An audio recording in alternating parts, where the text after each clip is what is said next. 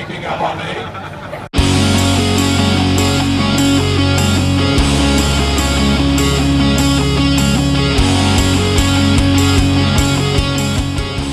Alright everybody, welcome to part 2 of Comicpalooza 2014. You guys saw a lot of the vendors in part 1, so now it's time to see just a lot of the great celebrities and special guests that they had there this year.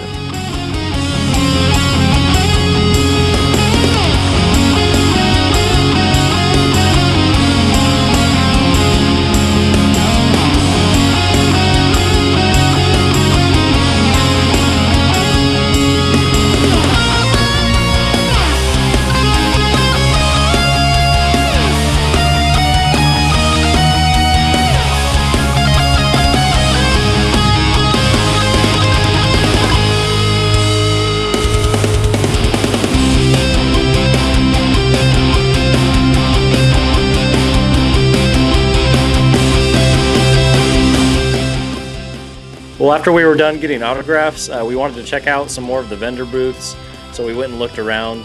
There was actually a really great Lego display that was set up. It had a lot of the Lego minifigures that were there. It was really cool to see them all in one place like that.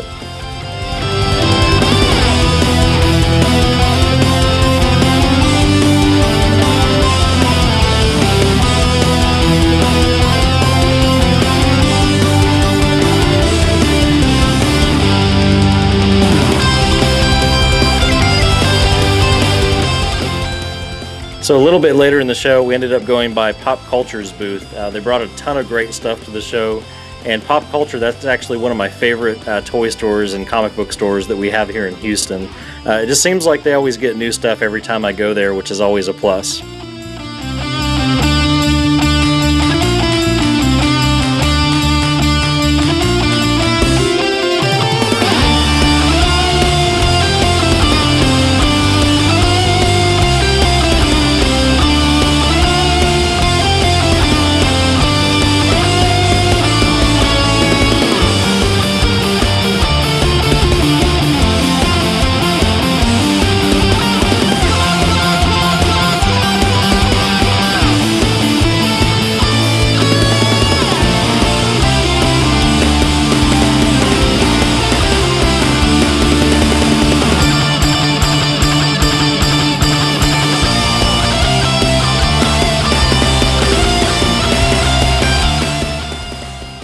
One of the vendors we went by towards the end just had an incredible amount of Transformer toys.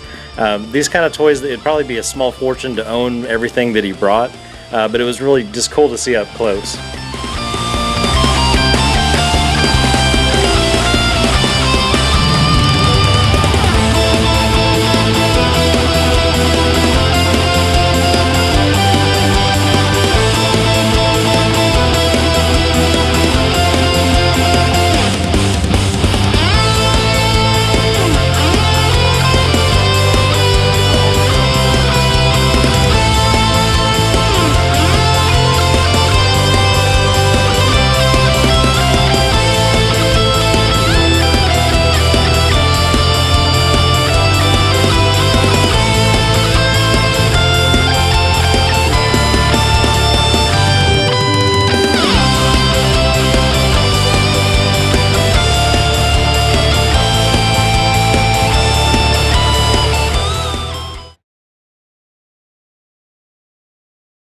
Hey, what's up, everybody? We're back from Comicpalooza. I've got Aaron here with me. Yeah, it was a lot of fun. And man, what an awesome convention. We found some really great stuff and wanted to show you guys some of the stuff we picked up. So I'll let Aaron go ahead and start and show you guys what he got. Definitely. Start out, got a small little Ares figure. It was just loose. That's from Final Fantasy. Final Fantasy 7, yeah. 7, yeah. That's a great game. Also, Jason's going to show you some awesome DVDs he got. I only got 2 at this vendor. Jason, I don't know, his enthusiasm and his interest kind of piqued mine. So I picked up one that he really liked, and he's going to show you. Bioman. Bioman. Have any of you guys ever heard of Bioman or watch him? So what can you tell me about Bioman? Bioman was pretty much a Super Sentai series, which is a series, a lot of people, when they think Power Rangers, they think, oh yeah, it came out in the 90s in America. But Power Rangers have been going on forever in Japan, even since the 70s. And I know this is an 80s series. They've had a lot of Super Sentai series. This is my favorite one. It's Bioman. It has a really cool, I guess, Megazord, if you will, or big robot called Biorobo. Yeah. This one's in English. Yeah, I'm looking forward to this. And the cool thing about this is that this looks like it's the complete series. Yep, the whole thing, all 51 episodes? Yep, all 51 plus the Bioman movie. Oh, and the movie too. Yeah, so Bioman the movie, 1984. This is one of those that's like so cheesy in such a good like Japanese to English translation kind of way that, man, if you don't like that, I just don't know you, I guess. But it's really good. And you found some other cool stuff too. Yep, and I also found one more at the DVD guide, the complete Sailor Moon series, which is cool. I've actually never seen Sailor Moon, but to see it all in one collection, I was excited about it to try it out. How many episodes is that? That's I don't know. Oh, here, I think I saw it on the front. I think it's 200. 1 through 200. Does that sound right? Yeah, 1 through 200. Man, you're gonna have a lot of stuff to watch. Through what, 7 DVDs or something? Yeah, I think so. No, 13 discs. Oh wow. Man, I hope you have some free time then to watch that. And you got some other cool stuff too. I did. Also at Comicpalooza, there were some vendors who had single Magic cards. I'm an avid Magic the Gathering player. Mm-hmm. I wanted to go through them. I know prices and like what people like for Magic, so I just want to go through and see if they had anything. And I'm not going to show these off, but I got a stack of about, I don't know, maybe 50 or 60. A lot of the vendors just had them 4 for 25 cents or 5 for 25 cents. So I picked up some decently valuable ones that I can trade off to friends. Yeah, there's some in there that's what, like a $4 card? Yeah, there's like a $4 card, lots of $2 cards, stuff like that. Just stuff that I knew that people would like that I trade with. And the last one, Jason hooked me up with. I hope I say this right. Automedius Excellent? Yep. Automedius Excellent. It's a shoot 'em up, apparently. And it says on the front, inspired by the legendary Gradius. Yeah. Well, Gradius is a great series, so I enjoyed that one a lot, and I ended up getting an extra copy of it, and I know Aaron's into shoot 'em ups too, so I just figured you'd like it. So. Yeah, thanks, man. That was awesome. Yeah. I didn't want to spend a whole lot of money, but let's see some of the stuff that you got. Sure, man. Well, Jason picked up a lot of awesome stuff. Yeah, that place is, man, it would be so easy to spend a lot of money. I was looking for bargains on stuff. I guess to start off with some of the smaller stuff, there was a guy that had these GoBots. This one I'm actually not sure what series that's from. Looks like an 80s toy. He had a couple Captain Power figures, and he had a big box of just loose accessories with like G.I. Joe stuff, Ninja Turtle stuff, a couple of He-Man things. Yeah. So I actually went and traded that in to one of my friends that's a vendor over there, and made a trade for that stuff plus some cash. This thing is massive. Finally got the 2-foot-tall, giant-sized Godzilla. For a good price, too. Yes, and I've been looking for this thing everywhere. They've gone up to $125 on eBay, and I refuse to pay that much money for it, just because they were, what, $45, $50 at the store. So, man, to have that, I was really happy. And, The biggest challenge for you is where are you going to put it? Jason's collection is huge, so you guys know. I'm curious where he's going to put this thing. I'm going to call the HOA and see what the rules are about starting to put stuff on the roof. Yeah, you can just put it in the bed with you. Yeah, I'll just sleep with it. Just sleep with Godzilla. No big deal. I went and saw my buddy Mike, who he actually is a professional photographer and artist. That he came and took pictures of my Ultraman and Godzilla collection to do his next art piece. Oh, cool! And he brought a couple extra tapes from the G1 Transformers. I've got Soundwave and some of his other tapes. I've got that guy. And correct me if I'm wrong, Laserbeak. So he had a good price on those. Aaron hooked me up with this game, Boss Monster. This is a really cool card game that has that 8-bit theme to it. I've been looking for it for a long time. The vendor that actually had it was one that I had talked to at the last board game convention and said, hey, do you have this game? So she went out and found it, and I guess I went and bought it. So that was really that's cool. Yeah, so thanks for getting that, Yeah, man. no problem, man. It has kind of a I've never played it before, but looking at the box in the back, it has that kind of Munchkin feel. Yeah. I don't know if that's true. If you guys have played this, let us know. And Munchkin's awesome. I mean, that's a card game that even people that aren't into board games and card games, it's a really easy one to pick up. We also saw an expansion for this too. I don't think we got that, but there's apparently some card expansions for it out already. Well, that box looks like a Nintendo, the black label box. And the expansion looked like a Game Boy Advance box. Oh yeah, cool. That is cool. So anybody that's into Nintendo stuff and vintage games that design something like that, I mean, that's got to be a good game, right? Yeah, I think so. This was awesome. Yeah, this is pretty cool. The guy had these marked at $15 each, but I didn't even ask him. He just said, give me $10 for both. So these are Commodore 64 games. That's the Muppet Adventure and Advanced Dungeons and Dragons Dragon Strike. So it's like one of those maze crawling type games, or what the Dragon Strike usually are, but this one's actually like a shoot 'em up where you're a dragon. That's awesome, and the condition on those looks great. When you brought them over, the first thing I said is those look awesome. The condition. Yeah, they're in really good shape. So I mean, $10 for. I mean, anytime I find like boxed Commodore or vintage PC stuff, I have to pick that up. Yeah, so. I think I'm just gonna take this home. So, no. Thanks, Jason. No. Aaron's stealing my stuff. I like to steal a lot of Jason's collection. He does. It happens. If you guys are at Aaron's house and you see something you like, don't say anything. He stole that from me. And just send me a picture of it so I can contact the authorities.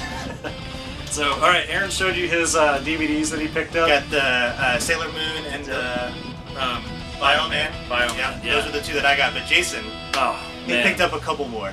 I was going crazy at this place, and this guy was the guy was laughing at how excited I was about this stuff, because these are cartoons that I thought I would never be able to see. So, he was a kid in the candy store. Yes, absolutely. You should have seen him. He went by the booth and he just dove right in. Man, I almost had a heart attack when I saw this stuff. So what'd you pick up? So I don't know if you guys remember this cartoon series Inhumanoids. I've never seen the complete collection like that, and they had some really big, I guess 2 foot tall monsters, and and they had a comic book series too. But Inhumanoids was a cartoon that they just never released it on DVD, so I got to pick that one up. That's cool. We'll save this one for later. Okay. Aaron noticed how bootleg this was. It's the Mega Man Anniversary Collection. That's just like the artwork. The cover is just like the PS2 GameCube Anniversary. Yeah. That's the first thing I said. It's like, why is the game in there? But no, it's a cartoon series. It has the complete 27 episodes on 3 discs of all the Mega Man cartoons. And I was talking with Harvey Dent and Little Retro Bros last night, actually, and had no idea they had a Mega Man cartoon series. So I saw that, just couldn't pass that one up.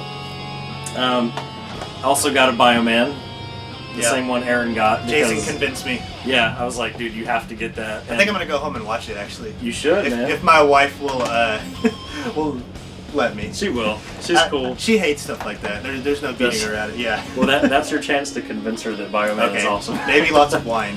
Yeah, there you go. Bribery always works. Yeah. With some more Japanese TV show stuff, I got Kamen Rider Black.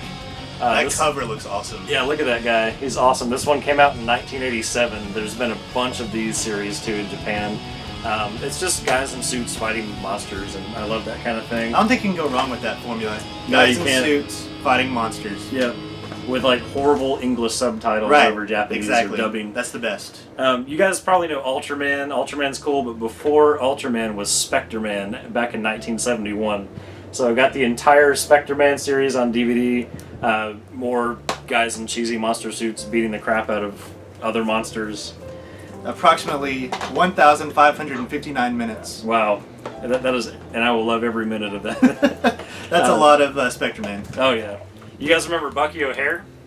I don't think that they've made a DVD release of that, but this is the entire series of Bucky O'Hare. That's awesome. How many episodes is it? Let's see. It has 2 discs, and I guess about 20. 1, 2. 4 hours, 48 minutes. Yeah. It's so much. So yeah, Bucky O'Hare, you can't beat that one. This guy, I guess we should talk about how he was pricing stuff.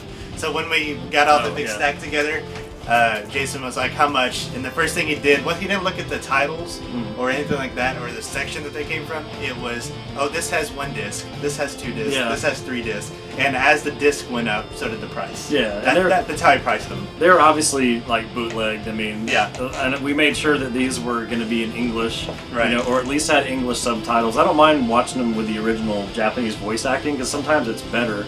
Yeah. But just had to make sure of that, and yeah, especially if you bought that 200 episodes, you want to make sure you can know what's going on. Definitely. All right, so this is. I was talking a lot last night actually with Harvey Dent and Little Retro Bro's dad. We talked about Dino Riders, and the only VHS releases that I've seen were like volumes 1 and 2. Okay. And I think it had the pilot episode in the second one, and I've wanted to watch the other one so bad. I love the toys. So I found the complete series of Dino Riders on DVD. Which is awesome. Oh man. That is cool. This is just dinosaurs with machine guns on them. Just look at the back. Look at that. How can you go wrong? That's the definition of badass is what that is.